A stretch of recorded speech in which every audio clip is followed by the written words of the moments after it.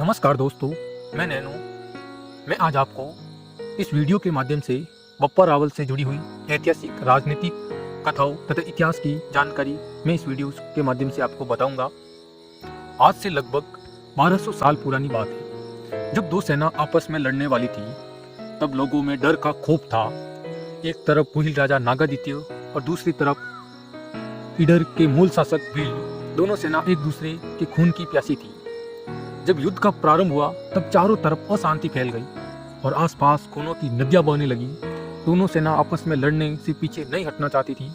देखते ही देखते हजारों सैनिक मारे गए और तभी अचानक किसी सैनिक की आवाज आई कि राजा नागादित्य वीर गति को प्राप्त हो गई। यह सुनकर गुहिल सेना बेकाबू हो गई। इडर के सरदार नागादित्य को मारना ही नहीं चाहता, बल्कि उसके पूरे वंश को खत्म करना था। नागादित्य का 3 वर्षीय बेटा को राजा बनाया जा सकता था, इसलिए भील सरदार राजमहल की ओर जा पहुंचे ताकि ईडर से हमेशा के लिए गुहिलों का शासन खत्म हो सके और पुनः ईडर पर भीलों का शासन स्थापित हो सके। राजमहल के दरवाजे पर 2 सैनिक आपस में लड़ रहे थे। दोनों लड़ने में व्यस्त थे, तभी राजमहल खाली हो गया था। रानी शिव मंदिर में पूजा करके सती हो गई थी और एक महिला ने राजमहल से 3 वर्षीय राजा के बेटे को महल से घोड़े पर बिठाकर महल से काफी दूर चली गई। वह महिला और कोई नहीं बल्कि कमलावती ब्राह्मणी वंशज तारा थी। वह महिला अपने पीठ पीछे बांधे बच्चे को सुरक्षित स्थान पर ले जाना चाहती थी। रास्ते में एक भील सरदार मिला जो भील वचन के पक्के होते थे, इसलिए उसने 3 वर्षीय बच्चे को उसके हाथों में सौंप दिया और उसे कहा, अब उसकी सुरक्षा का जिम्मा आपके हाथों में। भील सरदार का नाम मुंगा था।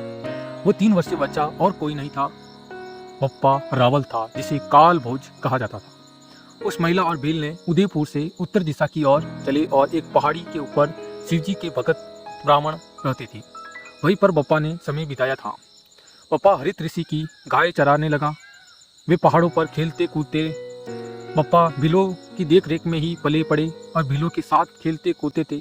वे भीलों के घनिष्ठ मित्र हो गई। भीलों ने बप्पा को रावल की उपाधि दी और वह अब बप्पा रावल बन गई। धीरे धीरे बप्पा रावल बड़े होते गए, बल्कि वे एक राजा के बेटे थे, इसीलिए उन्हें भी राजपाट स्थापित करना था।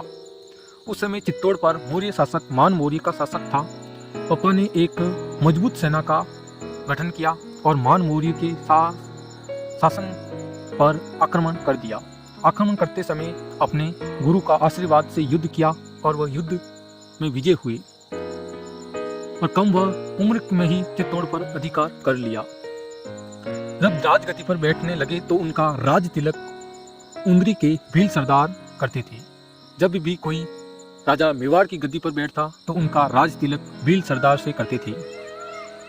इधर मुस्लिम राजा मोहम्मद बिन कासिम भारत पर आक्रमण करने लगा। वह ईरान से एक बड़ी सेना लेकर भारत की ओर रवाना हो गया था। उस समय बप्पा के समय यह एक बड़ी समस्या थी। वह बप्पा रावल पीछे नहीं हटना चाहते थे। मोहम्मद बिन कासिम एक खलीफा शक्ति का अरब राजा बनकर भारत पर आक्रमण किया और वह धीरे धीरे युद्ध करते हुए सिंध तक पहुंच गया। सिंध नदी को पार करके वह सिंध के राजा दाहिर सैन की सेना वही खड़ी थी। दोनों सेना के मध्य भयानक युद्ध हुआ और युद्ध में दाहिर सैन की हार हुई। मोहम्मद बिन कासिम सिंध पर अपना अधिकार कर लिया और भारत की ओर तेजी से बढ़ता जा रहा था। उन्होंने चावड़ों, मौर्य, सिंधियों, मलेच्छों को भी हराकर जब सिंध के राजा दाहिर सैन को हराया, तब उन्हीं की टुकड़ी में से एक मेवाड़ के लिए रवाना हुई और बप्पा रावल से सहायता लेने पहुंची।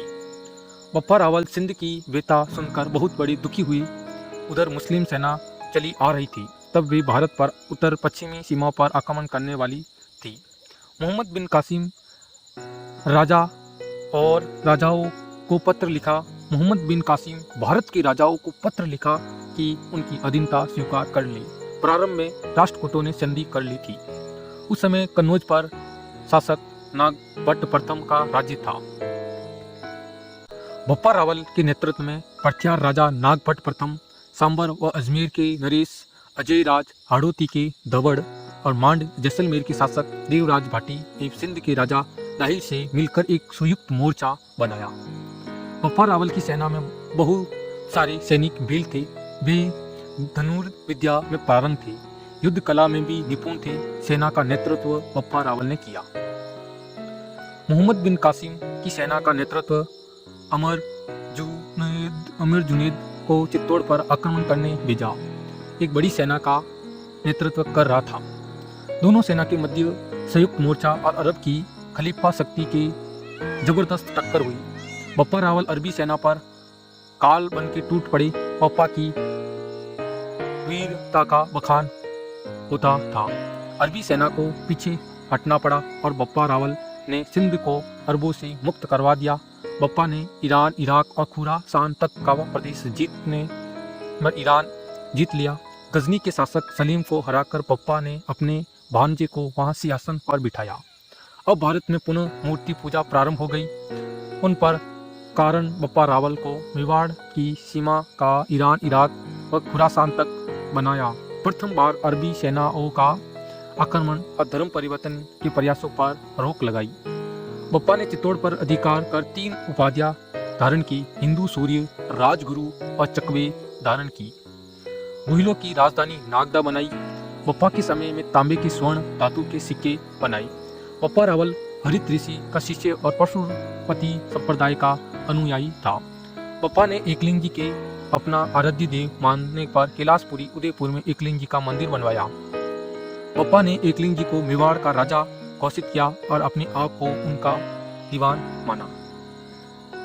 बप्पा रावल की वीरता, पराक्रम, साहस को देखते हुए इस वीडियो के माध्यम से हम इतना ही बता सकते हैं। अगर वीडियो पसंद आया है तो लाइक करना और चैनल पर नए हो तो चैनल को सब्सक्राइब करने के जाना। हम मिलते हैं अगली